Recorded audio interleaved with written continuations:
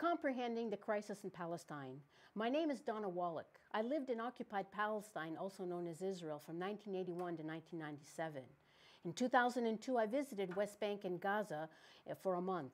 And in 2008, I lived in Gaza for 4 months. I witnessed much of what I will talk about today. The apartheid state of Israel is a product of imperialist European colonialism, initiated by the ideology of Zionism, the theory and thinking that there should be a state just for Jews only.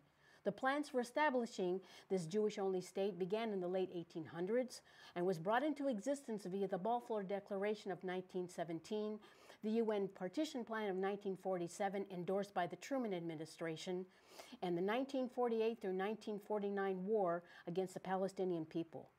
The apartheid state of Israel was established on 78% of the land previously called Palestine, which had been populated by 86% Muslim, 10% Christian, and 4% Jewish Palestinians living together in peace. 750,000 Palestinian Christians and Muslims were forced out of their homes violently, off of their lands for which they had held deeds, expelled at gunpoint in order to establish this Jewish-only state. These Palestinian refugees have never been allowed to return to their homes, and most can't even go back to visit. Millions of them continue to be refugees living in deplorable conditions in refugee camps throughout Syria, Lebanon, Jordan, and occupied Palestine. In 1967, Israel launched another war. It occupied Gaza, West Bank, and Golan Heights, part of Syria. Many call it apartheid occupation. Israel has stolen tens of thousands of acres of Palestinian land, towns, farms, homes, water aquifers, and natural gas resources. On this stolen land, the Israeli government builds housing for Israeli Jews only. Israel controls all the water aquifers in the West Bank, denying Palestinians access to their own water for agriculture and usual day use. The water is rationed to them via water truck, forcing Palestinians to buy back their own water at exorbitant rates. They have to store water in large plastic containers on top of their houses, and often soldiers shoot holes in them.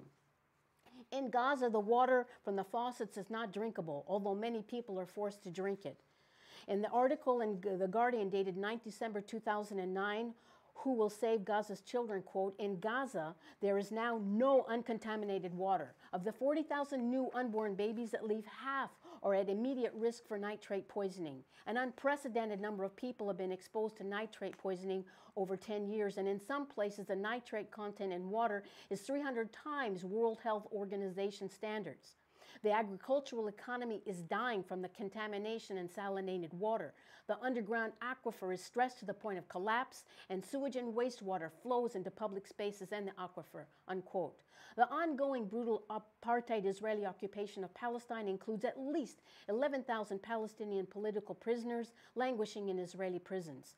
They include hundreds of democratically elected Hamas government officials, university professors, engineers, school teachers, religious and civic leaders, students, at least 310 children, resistance fighters, and women activists, all of whom were kidnapped by the Israeli occupation force soldiers. Many of them, maybe most, are being held under administrative detention, meaning they have not been charged with a crime and they haven't had a trial, so they haven't even been convicted of a crime.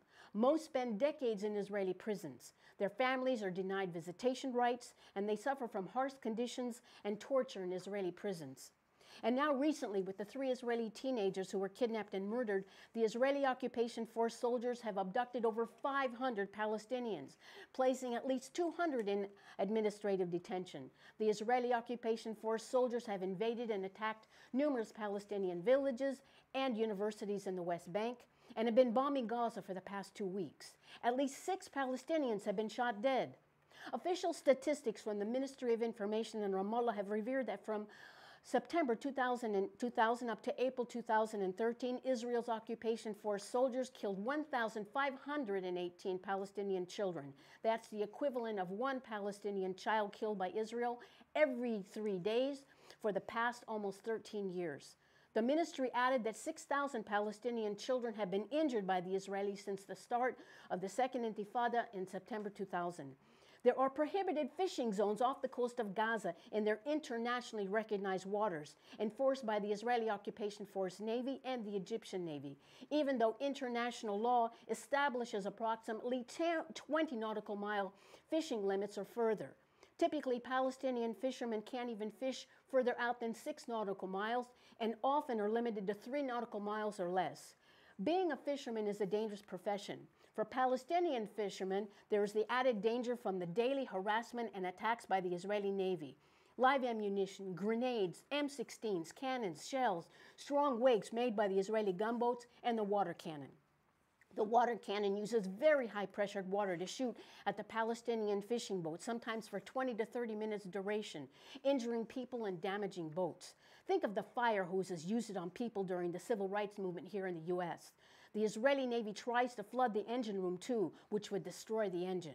Since 2005, Israeli occupation force soldiers have invaded Gaza on many occasions, demolishing wells, irrigation systems, crops, trees, farmhouses, chicken farms, sheep farms, greenhouses, and homes that lay within 300 to 500 meter distance of the so-called border of Gaza along the entire border of northern and eastern border with Israel. Thousands of acres of rich agricultural land turned into a desert, and the livelihoods of hundreds of farmers ended immediately, making them and their families totally dependent on inadequate food aid. 30,000 dunams of agricultural land is off limits to Palestinian farmers in Gaza. The risk is too high for them to enter. These 30,000 dunams equates to 1/3 of Gaza's agricultural farmland, denying them their right to work their land, live on their land, and feed the population and provide a livelihood for their families. The Palestinian people are peaceful, loving, generous, steadfast, and almost always ready to smile and laugh. They joke a lot and make light of a very difficult life. They very rarely complain, even though they have tons to complain about. And like other oppressed people, they use their wits and resolve to make life as livable as possible. All the Palestinians living in Gaza, East Jerusalem, West Bank are traumatized. The grandparents, the parents, the children. Everyone has been impacted by the brutal and genocidal Israeli occupation.